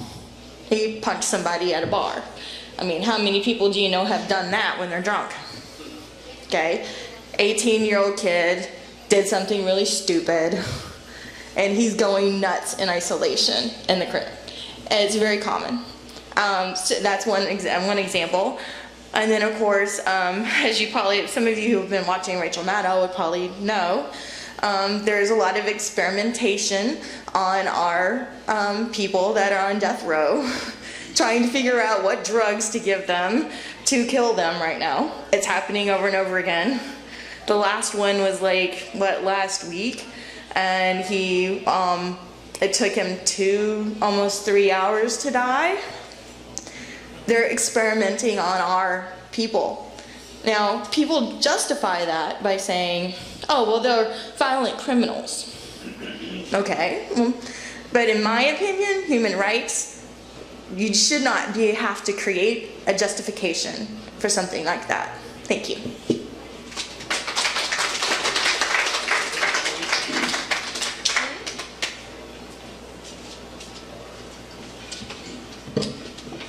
Thank you very much for your presentation. I think you touched so many issues and it just caused my mind to spin, literally. I took notes. There's one area that I didn't hear you address, and that is the human trafficking for body parts. I met a man down in Florida when I was living down there some years ago.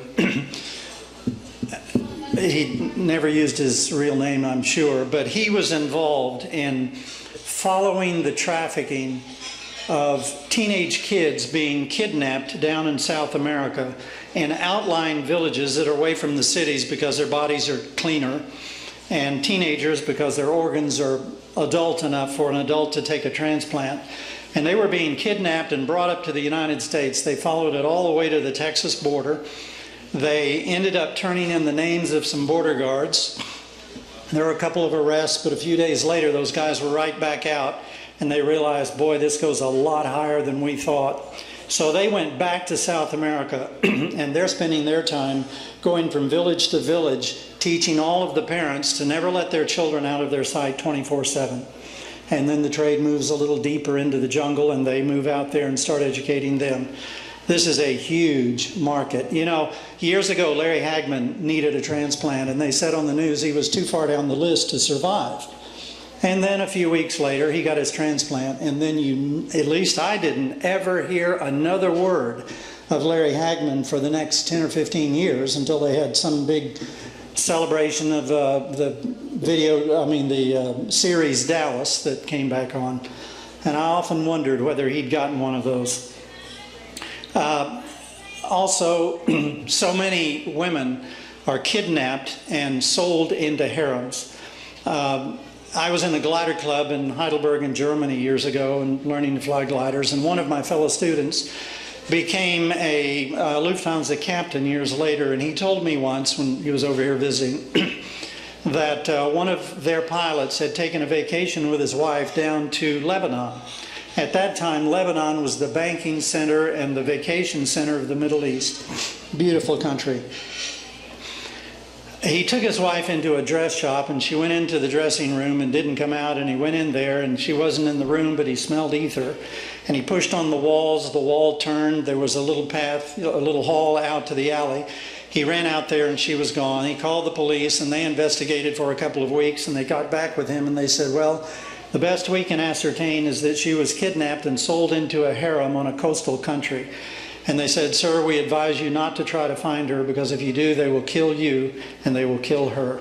That's the last he ever heard of his wife. Women in Paris go to the ladies' room and disappear. I mean, this happens more than ever hits the newspaper.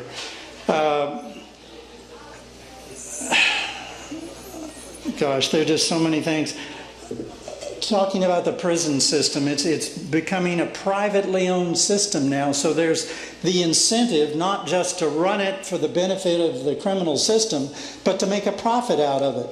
Do they want those guys out of prison if they're rehabilitated? No.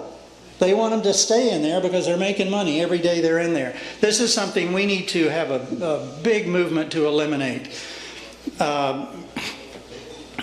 I don't want to go into the abortion issue because, you know, I take the position that that child is a human being with all the rights, no matter what age.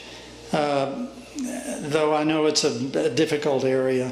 I had a client in divorce here. I practiced law for about 8.5 years. I had a number of women who were my clients in divorce suits, and this lady was Hispanic, and she was getting a divorce from her husband and they were separated. And one night she came home from a movie with the daughters, and she opened the door and she felt something wrong, and she told the daughters to go over to the neighbor's house. And she opened the door, turned on the light, reached in a little drawer she had on a table there and took out her pistol, and then went from room to room carefully, turning on the lights. And she got into the kitchen, and her husband was in the pantry, and he burst out, and she said, "Oh, it's you," not realizing he had taken a knife and sliced her on both cheeks deeply, while saying, "No other man's going to look at you again." And then he grabbed the pistol out of her hand. She was in a state of shock and fired it through her wrist and said, "And you'll never work again." She crocheted for a living. Miraculously, that bullet went through her wrist without hitting an artery or a vein or a tendon or almost anything. It just healed up perfectly, which was an amazing thing. Well, she went to the top Hispanic lawyer that you all know here in Dallas, and she wouldn't take the case. And I got really angry at that alone, and I took the case. And that afternoon, we had him in jail. And we had a divorce hearing in which she got custodial rights. He was terminated. She and the children were given sealed name changes, and he had an order against him never to even try to find out who they were, what their names were, or where they were found. And frankly, I know this goes a little out of the bounds, but I told her, I'm going to give you some advice. Now, he pled guilty to like 10 to 20 years. I said, you go buy yourself a pistol and you keep it with yourself all the time, and if you ever see him again, kill him. Because he's there for one reason only, and I'll represent you for nothing. And that's the way I felt about that macho guy. I went through school and played football and high school and college and track, and was one of the guys as much as I could, you know, but we had a policy in our school of honor to the women. We treated them well. Whenever I heard anybody talking about gals behind their backs, I didn't want anything to do with that kind of a conversation. And most of my friends are that way too. And many of my best friends in school were the girls.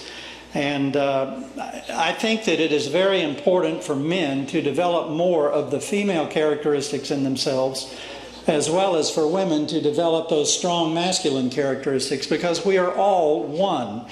And the genetic issues of the physical body, this thing is just like the car I'm driving out there. When it wears out, I'll trade it in for another one.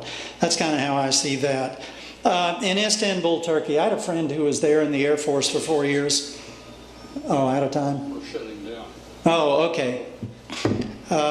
Anyway, they were Muslim, I guess, and she was raped at the age of 11. And for the honor of the family, her father ran over and killed her with a dump truck. These issues just go on, and we have a long way in this world to find out that there is only one God, and that God is love, which is what Amenhotep IV taught his people, and got banished eventually from the country for that. And it's in his honor that we say Amen at the end of a prayer, believe it or not. Amenhotep IV. You can look that up. Guys, we have an emotional subject, and everyone has had more than their several minutes to say about it. And I'd like to have a half dozen more of you do it, but we have to stop. Because if we don't, we're not going to get it taken apart and out of here on time. So if our speaker would come back up and give us some 42 minutes close. We'll leave him here with the lights on. No, come give us a 5-minute wind down and your response to the things that have been said. I will do it in less than 5 minutes. And to honor time and respect people's rights to depart.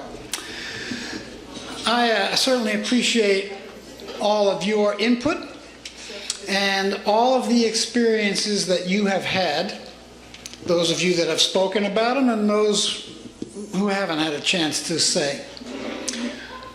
However long we are fortunate enough to live, we all encounter continually in our lives, whether we recognize them at that time or not, human rights interactions with people as we go through life. I said earlier, and I mean it, it's not rocket science. It's really about manners. How do we treat people? How do we want to be treated? And our own awareness at whatever age we're at, in whatever situation we're in, with whomever we are interacting. We should remain alive as people. We should be intolerant of intolerance. It's the only thing I would urge anybody to be intolerant about. If we ever find ourselves indifferent or passive about human suffering to people we know and especially people we don't know, we should see it as a warning that we are losing our humanity. We have to remain vigilant to the people in this world who are less fortunate than we are. And that is a lot of folks. It's a big job. We do the best we can and try to alleviate suffering. That's our job. That's why I think we're here. Make this world better for those in our lives, those who are coming after us, those who are going to run this world while we're here and long after we're gone. That's our job as human beings, to be intolerant to suffering. I don't think that's a bad intolerance to have. Thanks very much.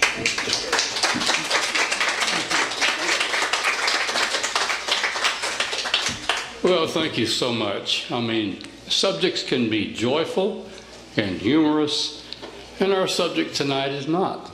But it's very real, and we live in this world. And thank you so much for giving us a straight-on reminder of those things that are around us. The press talks about things that are spectacular. We can get focused on sports. There are a lot of things we can have our attention on. This is sort of like taking Granny's cough syrup, you know. It's not very pleasant to hear the unpleasant and to be thinking about it. But it is real. And I'm so grateful that we got it from someone who's can say it in a way that to me is meaningful. It's not hateful, angry. I'm not up on my soapbox telling all you people in the audience you're a bunch of worthless scumbags. And we might be. Yes, George, we reserve that. We reserve that right exclusively for you, because you can say it and we can laugh. But thanks again for coming tonight. Those of you who want to, we'll retire to Starbucks for a little bit. We'll have something good to drink. Who knows? We might have a bite of cake and finish out the evening in good shape. Thanks again for coming. Come next week. Tom should be back, and we'll have a good speaker. This is William, your videographer from Two Hats Publishing. I hope you enjoyed this video. If you like it, please leave comments below, or like us, or follow us, and get notices of all our videos. We love it, even when you call. So when visiting the Barbeck's restaurant, tell them you want your reservation to the next College of Complex class.